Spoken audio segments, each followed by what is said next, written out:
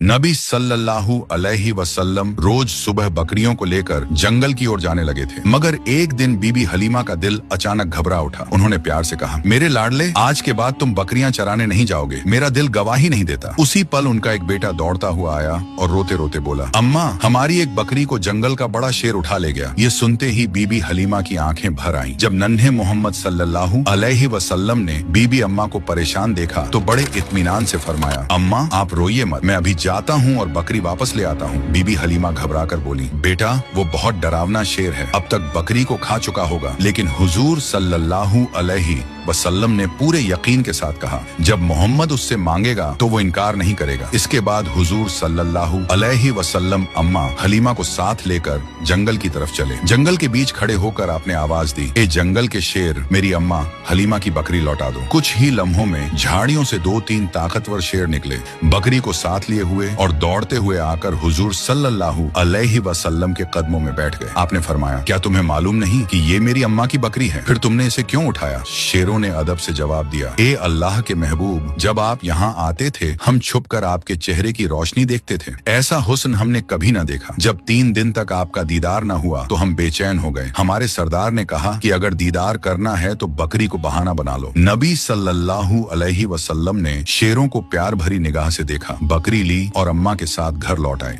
जब यह वाकया लोगों तक पहुंचा तो हर तरफ हैरत फैल गई। लोग कहने लगे, हलीमा का 3 साल का बेटा शेर से बकरी वापस ले आया। सब समझ गए कि यह कोई मामूली बच्चा नहीं है। इस तरह बचपन से ही नबी सल्लल्लाहु अलैहि वसल्लम की शान और पहचान बढ़ती चली गई। उसी दौरान एक दिन रेगिस्तान की हवा कुछ बदली बदली सी थी। बीबी हलीमा की झोपड़ी के पास बच्चे खेल रहे थे और नन्हे मोहम्मद सल्लल्लाहु अलैहि वसल्लम भी उनके साथ मासूमियत से खेल रहे थे। अचानक खेलते खेलते आपका चेहरा सफेद पड़ गया और आप जमीन पर गिर पड़े। उसी वक्त आसमान से 2 फरिश्ते उतरे। उनके हाथों में चांदी का तसला था जिसमें बर्फ और झमझम का पानी भरा हुआ था। उन्होंने नरमी से हुजूर सल्लल्लाहु अलैहि वसल्लम को उठाया, लिटाया और सीना मुबारक खोला। डर के मारे बच्चे भागते हुए बीबी हलीमा के पास पहुंचे और चिल्लाकर बोले, अम्मा, मोहम्मद के साथ कुछ अजीब हुआ है। बीबी हलीमा और उनके शौहर हारिस घबराकर दौड़े और देखा कि नन्हे मोहम्मद सल्लल्लाहु अलैहि वसल्लम जमीन पर लेटे हुए हैं। आगे की कहानी जानने के लिए पार्ट 4 जरूर देखें।